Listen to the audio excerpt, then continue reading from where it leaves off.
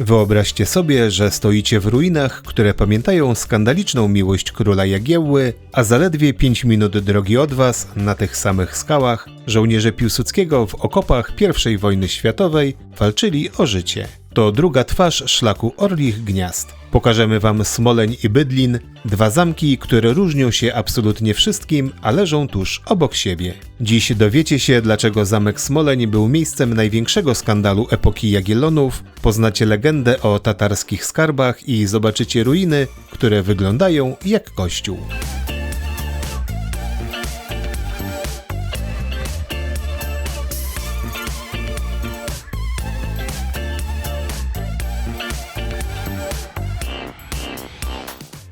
Jesteśmy Magda i Michał i na naszym kanale Razem w Polskę pokazujemy wam miejsca, które naprawdę warto odwiedzić. Choć często zaglądamy do turystycznych klasyków, to najbardziej lubimy odkrywać te zapomniane polskie perełki, które wciąż mają w sobie autentycznego ducha. Właśnie dlatego ruszamy na szlak Orlich Gniazd, by pokazać wam zamki w Smoleniu i Bydlinie.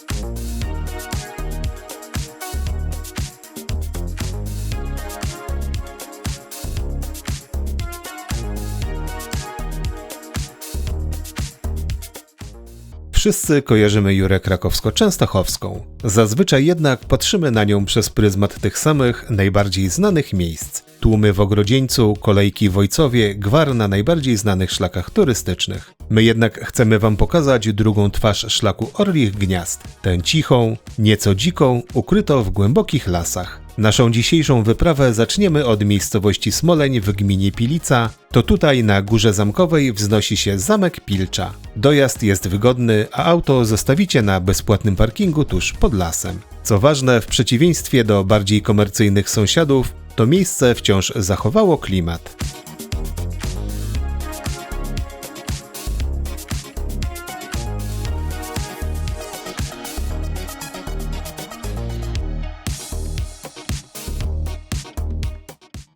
Zanim jednak staniemy pod murami, czeka nas krótki spacer przez rezerwat przyrody Smoleń. Zwróćcie uwagę na ten las. To przepiękna, naturalna buczyna, która nawet w upalne lato daje przyjemny chłód. Dla nas to jeden z najpiękniejszych odcinków na całej Jurze. Po drodze mijamy gigantyczne wapienne ostańce, które wyrastają z ziemi jak rzeźby. Pamiętajcie, że te skały to dno ciepłego morza, które szumiało tu 150 milionów lat temu. W okolicznych jaskiniach archeolodzy znaleźli ślady ludzi sprzed wielu tysięcy lat. W samej jaskini Biśnik natrafiono na pozostałości po neandertalczykach, którzy polowali tu na długo przed tym, zanim ktokolwiek pomyślał o budowaniu zamków.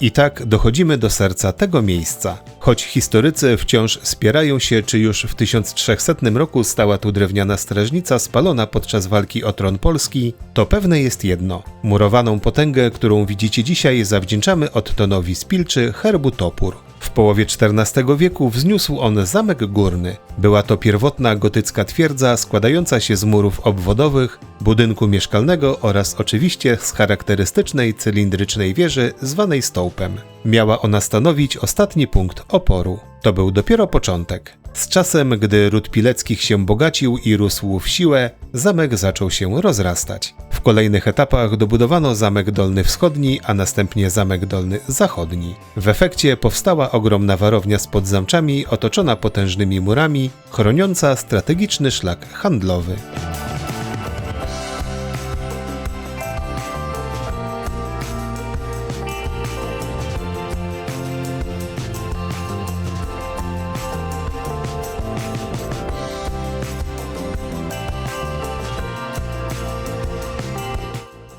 Przez 200 lat zamek kwitł w rękach rodu Pileckich. Ale jak to w historii bywa, nic nie trwa wiecznie. Rok 1655, potop szwedzki. To był początek końca. Szwedzi oblegali twierdzę, zdobyli ją, ograbili i spalili, zostawiając za sobą zgliszcza. Później było już tylko gorzej. Zamek opustoszał. W XVIII wieku stał się wręcz darmowym kamieniołomem. Austriacy wyrywali stąd kamienie, żeby zbudować pobliską komorę celną, a poszukiwacze skarbów ryli w fundamentach. To cud, że te mury w ogóle przetrwały do momentu, gdy w końcu objęto je ochroną. Na szczęście po latach ruiny ostatnie prace konserwatorskie przywróciły temu miejscu dawną godność.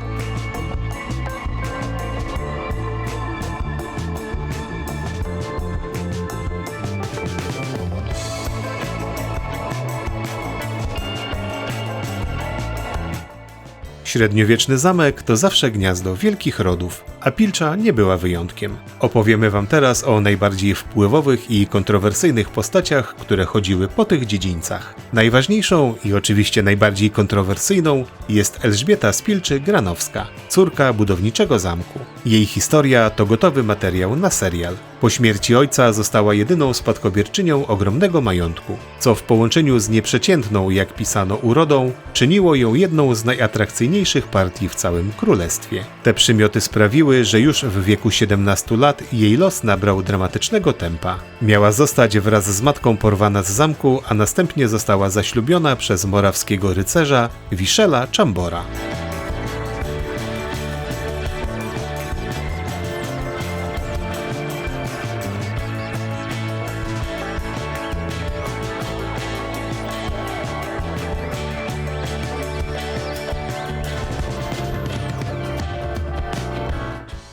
W kolejnych latach życie Elżbiety było pełne zwrotów. Została wdową 3-krotnie. Była kobietą z przeszłością, matką 5 dzieci. Mimo to w 1417 roku, będąc już dojrzałą damą, rozkochała w sobie króla Władysława Jagiełłę. Ich ślub wywołał gigantyczny skandal polityczny i obyczajowy. Król musiał stawić czoła wściekłej szlachcie, która wytykała Elżbiecie wiek, 3-krotne wdowieństwo, a nawet fakt, że była jego duchową siostrą, ponieważ jej matka była chrzestną Jagiełły. Aby małżeństwo doszło do skutku, potrzebna była specjalna dyspensa papieska. Kronikarz Jan Długosz nie zostawił na niej suchej nitki, posuwając się nawet do insynuacji, że Elżbieta rzuciła na monarchę urok. Mimo tej nienawiści wielu historyków uważa, że było to jedyne małżeństwo Jagiełły zawarte z miłości.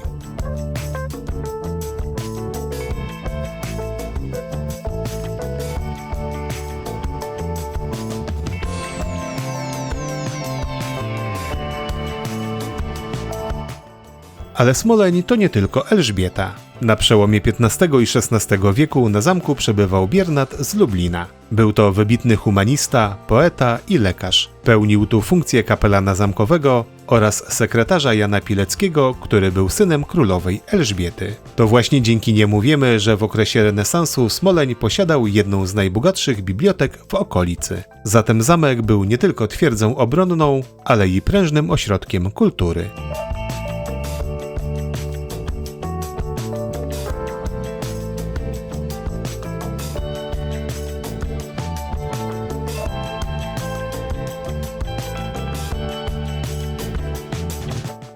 Przeskoczmy teraz do XIX wieku. Opuszczony zamek kupił Roman Chałbicki. To postać niezwykła, bo w ruinach założył fabrykę śrutu Batavia. Do produkcji wykorzystywał wykutą w skale studnię zamkową. Jednocześnie jednak Chałbicki był wielkim miłośnikiem historii i pasjonatem zabytków. To on jako pierwszy dążył do uporządkowania i odgruzowania zamku, a także częściowo odrestaurował wieżę zamkową. W trakcie tych prac przy murach natrafił na liczne militaria i ludzkie kości, co sugeruje, że pod zamkiem toczono niegdyś krwawe bitwy.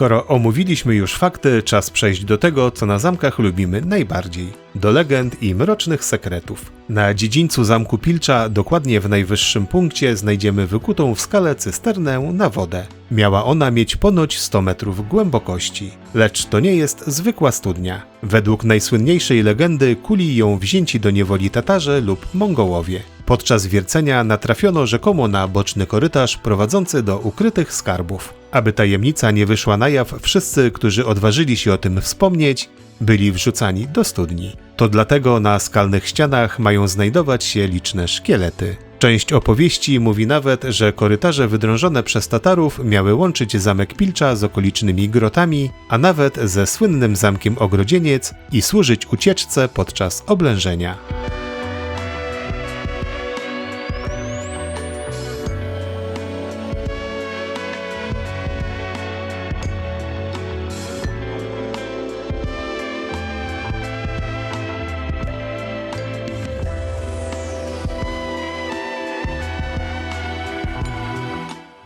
Przenieśmy się teraz w czasy późniejsze, bo Smoleń ma też swojego udokumentowanego ducha. Miejscowi opowiadają o zjawie napoleońskiego żołnierza. Ta pojawia się na drodze do zamku o zmierzchu. A skąd się wzięła? Podobno na początku XIX wieku jeden z arystokratów odwiedzających ruiny znalazł ciało bezgłowego członka wielkiej armii. Pogrzebano je, ale duch pozostał. Do dziś niektórzy przysięgają, że widzieli tę postać.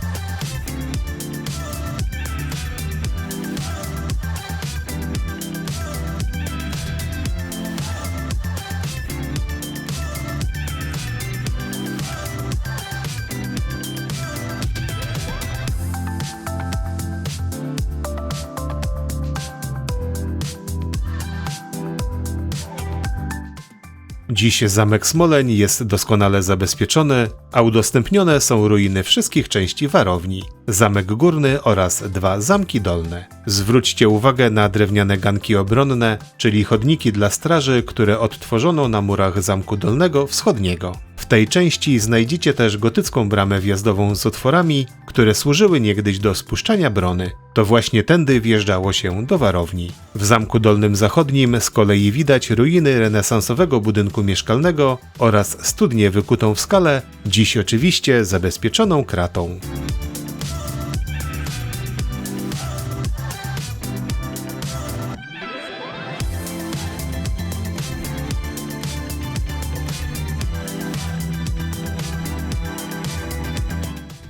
Jednak naszym głównym celem i najbardziej charakterystycznym punktem jest cylindryczna wieża zwana stołpem, licząca dziś około 16 metrów wysokości. Grubość jej murów sięga ponad 2 metrów. Możemy na nią wejść po drewnianych schodach, co jest możliwe dzięki temu, że wieża została częściowo odrestaurowana jeszcze przez XIX-wiecznego pasjonata Romana Chaubickiego. Nagrodą za wspinaczkę jest widok. Z tarasu na szczycie rozciąga się piękna i rozległa panorama na całą Wyżynę Krakowsko-Częstochowską. Widać stąd m.in. słynne skały zegarowe. To idealne miejsce, by poczuć majestat dawnej Rzeczpospolitej i potęgę tego miejsca.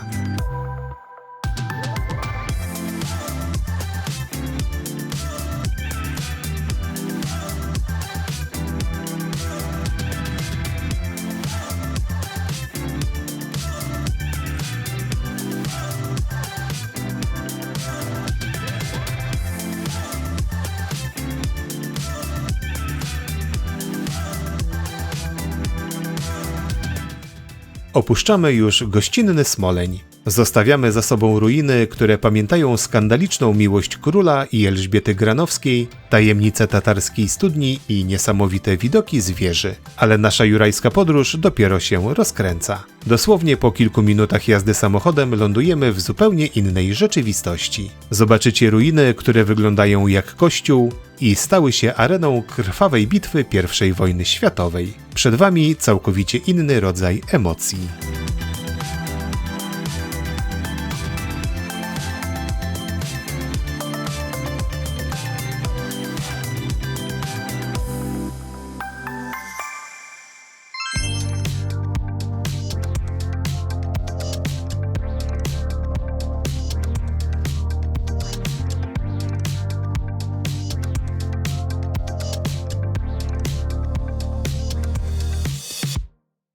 Zaledwie kilka minut drogi samochodem, a lądujemy w zupełnie innej epoce. Po opuszczeniu majestatycznego Smolenia wjeżdżamy do Bydlina, gdzie naszym oczom ukazuje się widok, który jest wyjątkowy na szlaku Orlich Gniazd. To, co widzicie, to ruiny zamku, które wyglądają jak resztki gotyckiego kościoła. I w tym tkwi cała tajemnica Bydlina. Tu znajdziecie spokój i ciszę. Samochód zostawiamy na niewielkim parkingu przy cmentarzu i kaplicy, do których zresztą wrócimy nieco później. Samo podejście pod ruinę jest łagodne. Pierwsza rzecz, która rzuca się w oczy, tu nie ma kas biletowych. To miejsce otwarte, idealne na spacer czy szybki wypad, by dotknąć historii bez komercyjnej otoczki. Choć dziś to tylko ruina, te kamienie są świadkami naprawdę burzliwej historii.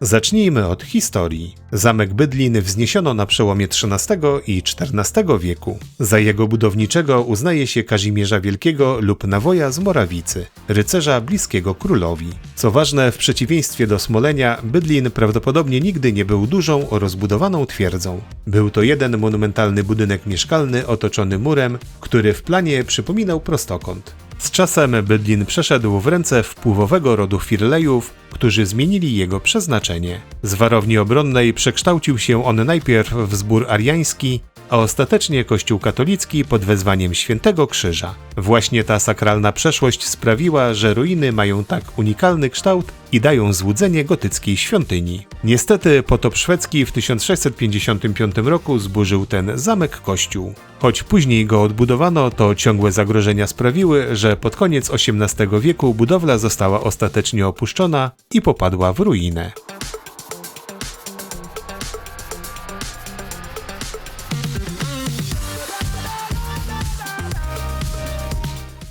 Co możemy tu dziś zobaczyć? Przede wszystkim wyjątkowo grube mury, które chroniły ten samotny dom mieszkalny. Mimo że jest to trwała ruina, jej kształt jest bardzo czytelny. Warto też zwrócić uwagę na fragmenty oryginalnych gotyckich okien z ostrymi łukami, które, jak już wspomnieliśmy, nadają całości kościelny charakter. Ale Bydlin to nie tylko średniowiecze i potop. Prawdziwy krwawy przełom przyszedł tu wraz z Wielką Wojną.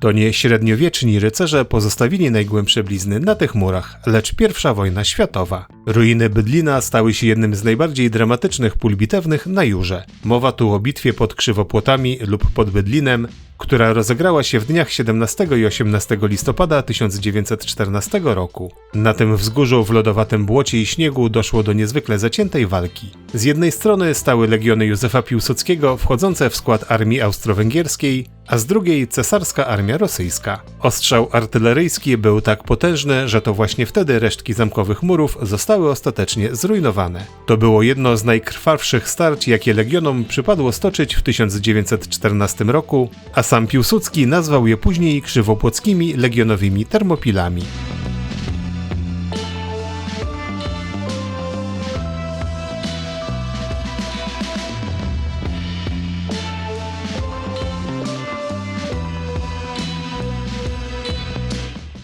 Legioniści ponieśli ogromne straty. Była to walka o powstrzymanie rosyjskiego natarcia, a każdy metr ziemi był okupiony krwią. To tu na Jurze polska krew lała się za niepodległość w pierwszych latach Wielkiej Wojny. Co z tego zostało? Jeśli rozejrzycie się dokładnie po wzgórzu, u podnóża ruin zobaczycie wyraźne ślady. Są to fragmenty okopów i rowów strzeleckich. To namacalny dowód na to, że Bydlin pełnił swoją obronną rolę jeszcze 300 lat po tym, jak przestał być zamkiem. Te okopy prowadzą prosto do ostatniej części naszej opowieści o Bydlinie, do cmentarza i kaplicy.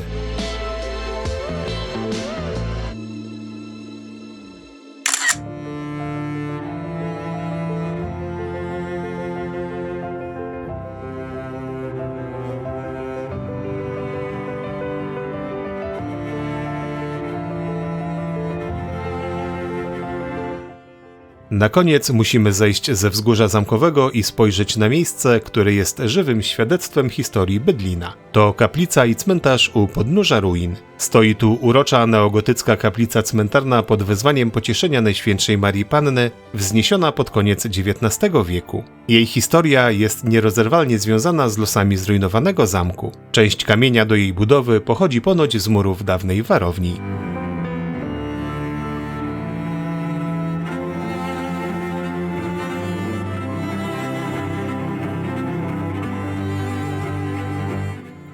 Jednak to cmentarz jest najważniejszy. To tu w zbiorowej mogile spoczywa 46 legionistów Józefa Piłsudskiego, poległych w krwawym boju pod Krzywopłotami w listopadzie 1914 roku. Pośród nich pochowany został także porucznik Stanisław Paderewski, młodszy brat wielkiego męża stanu Ignacego Jana Paderewskiego. Na ich grobie góruje potężny kamienny krzyż postawiony w 1920 roku z inicjatywy samych legionistów.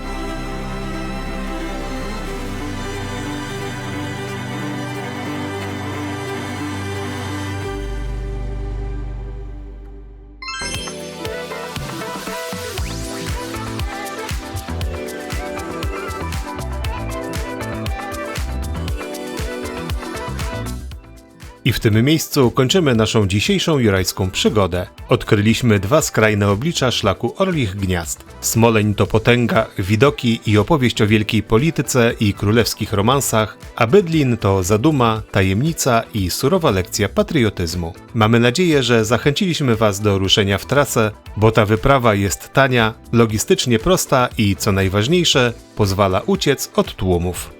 Jeśli podobała Ci się ta podróż, daj łapkę w górę, podbij film, żeby inni mogli go także zobaczyć i zasubskrybuj kanał, by nie przegapić innych ciekawych miejsc w Polsce. Dajcie nam znać w komentarzu, który zamek wydał Wam się ciekawszy.